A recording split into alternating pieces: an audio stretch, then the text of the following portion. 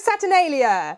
Saturnalia is an ancient Roman pagan winter festival that's often thought of as the root of a number of our Christmas traditions. But how much do the two really have in common? Hi, I'm Juliet. I'm a writer and historian, and on this channel I cover myth, legend, folklore, ghost stories, and weird and wonderful history in general. So today, the history of the Roman festival of Saturnalia. Saturnalia started on the 17th of December and ran for anything between 3 and 7 days afterwards, depending on what time period it was, because under different emperors it ran for different periods of time. It was a celebratory festival, a party festival, very much like Christmas. The poet Catullus called it the best of days. The somewhat less cheerful Seneca the Younger described it as a time when the whole mob has let itself go in pleasures. The festival opened with sacrifices at the Temple of Saturn in the city of Rome, but most of the festival was celebrated within people's homes and households, and that allowed it to spread far beyond the city of Rome itself. Ancient Roman festivals varied. Some of them were very specific to the city, to a certain place, to a certain group of people. Others were celebrated by everyone, or at least they could be celebrated by anyone, anywhere in the Roman world, and Saturnalia was one of those, because most of it took place within the home. At the height of the Roman Empire, it had spread at least as far as Athens in Greece and Fayum in Egypt. Houses were decorated with greenery and extra lights. People gave each other presents, particularly wax candles and little poems. There would be feasts and parties. Piglets were sacrificed to Saturn, and there was general feasting and drinking. On the last day of the festival, a fair was held called Sigillaria, where people would exchange little pottery figurines called sigilla as gifts. They would also sell small items and give money to their dependents. The festival was dedicated to the god Saturn, whom the Oxford Dictionary of Classical Myth and Religion describes as one of the most puzzling gods in Roman cult, so that's helpful. Also known as Saturnus, but the Greeks identified him with Cronos, the Titan who is the father of Zeus, who would have been originally quite a different character, but they seem to have got blended together over time. Saturnus, or Saturn himself, seems to have been an Etruscan or Italian agricultural god, who was merged with Cronos later. His festival may have been in December because it was connected with winter grain sowing. He had a temple in the northwest corner of the Roman Forum that was very old. He's a very, very ancient god, certainly in his Etruscan or Italian form. The temple dates back to the early days of the Roman Republic, and the state treasury was kept beneath it. Seneca the Younger really was a bit of a Scrooge because he was not super keen on the holiday, and he also used it as a metaphor for how nobody works hard enough at any time of the year, including Saturnalia. He complained, "It is the month of December. License is given to the general merrymaking. Everything resounds with mighty preparations, as if the Saturnalia differed at all from the usual business day. So true it is that the difference is nil, that I regard as correct the remark of the man who said, 'Once December was a month, now it is a year.'" He's basically complaining that not only is he not super keen on Saturnalia and the holiday season in general, but he thinks that nobody is working hard enough the rest of the year either, and they have turned the entire year into one long Saturnalia by not working hard enough. A few decades later, Pliny the Younger was a tiny bit less of a Scrooge, but not loads. He decided that he was just going to leave his household to it during Saturnalia and let them get on with the party without him. He said, "At the head of the terrace and portico in his villa is a garden suite of rooms, my favourite spot and well worthy of being so. When I betake myself into this sitting room, I seem to be quite away even from my villa, and I find it delightful to sit there, especially during the Saturnalia, when all the rest of the house rings with the merriment and shouts of the festival makers. For then I do not interfere with their amusements, and they do not distract me from my studies." So Pliny the Younger at least doesn't want to stop everybody else having fun on Saturnalia, but implies that he has no interest in doing so himself. He is too studious, he is working too hard. But not everybody was a Scrooge-like as Seneca or Pliny. The poet Statius, in his poem Sylvae, describes Saturnalia thus: "Who can sing of the spectacle, the unrestrained mirth, the banqueting, the unbought feast, the lavish streams of wine? Ah, now I faint, and drunken with thy liquor drag myself at last to sleep. For how many years shall this festival abide? Never shall age destroy so holy a day. While the hills of Latium remain and farther Tiber, while thy Rome stands and the capital thou hast restored to the world, it shall continue." Statius obviously got a lot more pleasure out of the fun of Saturnalia than Seneca or Pliny. But what about his statement that it would continue? Saturnalia did continue for a very long time, and elements of it have survived into our modern-day Christmas celebrations. For starters, it is a holiday, not a business day. The satirist Lucian in the 2nd century CE wrote a satire about Saturnalia, which is set up like a dialogue between Cronos or Saturn, Lucian writes in Greek where Saturn is identified with Cronos, and with his priest, Lucian himself. Cronos or Saturn says, "During my week the serious is barred, no business allowed. Drinking, noise and games and dice, appointing of kings and feasting of slaves, singing naked, clapping of frenzied hands, and occasional ducking of corked faces in icy water. Such are the functions over which I preside." So one of the elements of Saturnalia that has clearly survived to the modern day is it's a holiday, no business allowed. Another thing that Saturnalia has in common with Christmas is that it is the type of festival that anthropologists referred to as a world-turned-upside-down festival. These are festivals where the normal order of things is inverted. So they're often quite celebratory festivals, things like Mardi Gras, that kind of thing. Anything where the normal order of things does not apply. Saturnalia quite literally inverted some Roman customs. The animal sacrifice at the Temple of Saturn was carried out in the Greek way. That means that the presiding priest kept his head uncovered, rather than the Roman style of animal sacrifice where the priest would cover his head. The statue of Saturn at his temple normally had his feet bound in wool throughout most of the year, but they were unbound for the festival, so the wool was taken off. Freeborn people would wear the pileus, a felt hat usually worn by freedmen. So this hat would normally be worn by people with the specific status of people who had been enslaved and had been freed.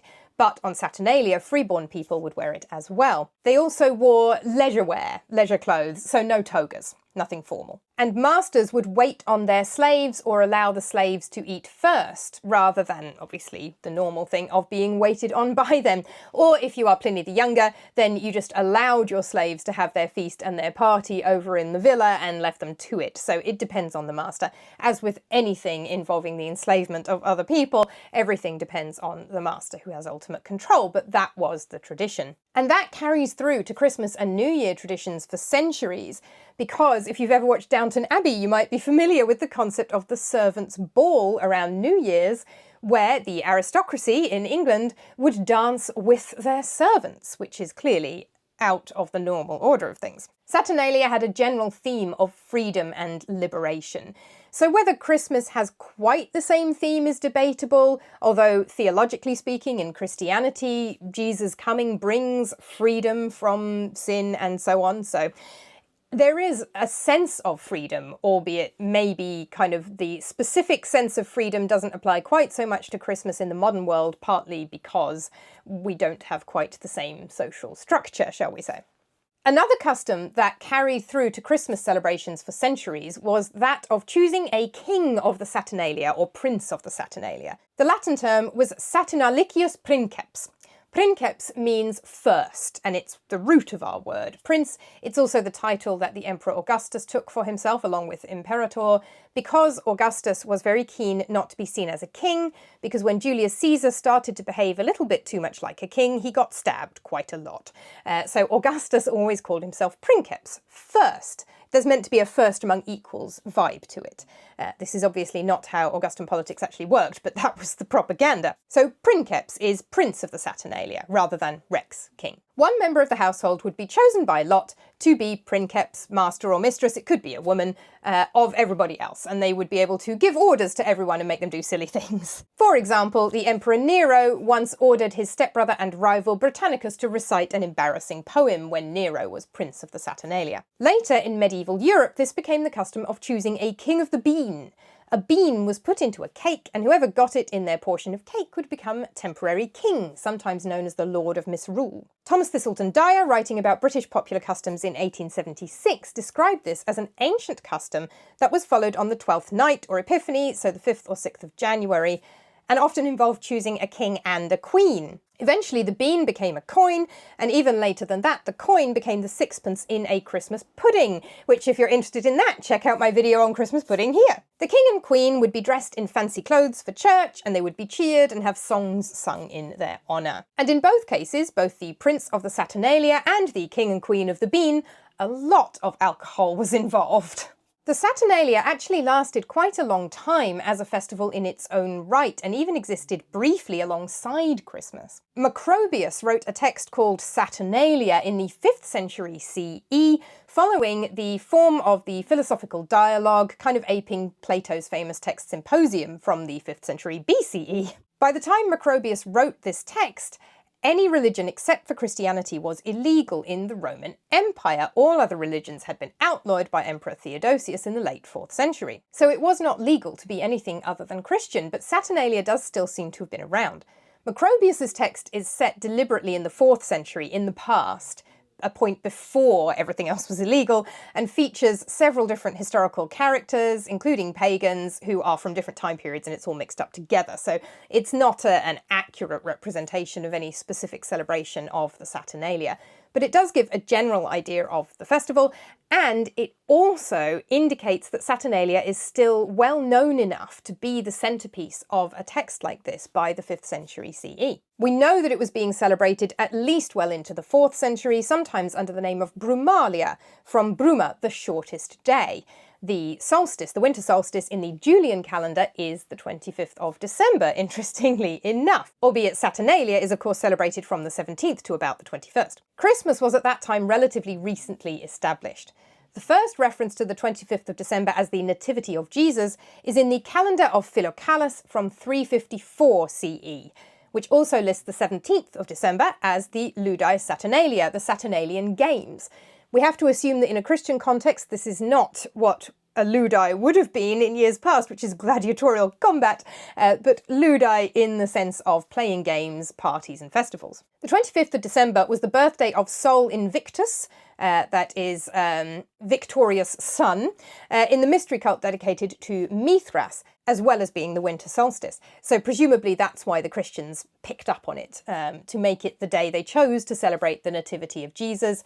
It's not meant to be like literally that was his birthday. There are lambs in the nativity story, so it would have to be happening in the spring. It's more a day that's been chosen to celebrate the birthday of Jesus, rather than anybody literally believing that Jesus was born on the 25th of December. It's much later than the Feast of Epiphany, celebrating the baptism of Jesus by John the Baptist, which had already been established in the 2nd century CE, and which is on the 6th of January. But over the next couple of centuries, the Feast of the Epiphany came to be associated with the adoration of the Magi instead. So now, Epiphany is where we celebrate the Persian priests, or wise men, Magi are actually Persian priests, who follow a star, because Persian religion is very keen on astrology, and they come and bring gifts to the baby Jesus, and that is now what we celebrate at Epiphany, but originally it was Christ's baptism. In 448, a church calendar put together by Polemius Silvius listed the 17th of December as Feriae Servorum, or Servorum, the festival of the slaves. So clearly Saturnalia is associated with that idea of slaves having a holiday, maybe masters waiting on slaves, and freedom and liberation. For one day only, of course. In 567, the Council of Tours declared that the whole period of 12 days between the Nativity and the Epiphany formed one festal cycle. So basically what it looks like happened is over the course of the late 4th and early 5th century, Saturnalia slowly got eroded because there was more and more celebration of Christmas, of Epiphany, and of the entire period between them.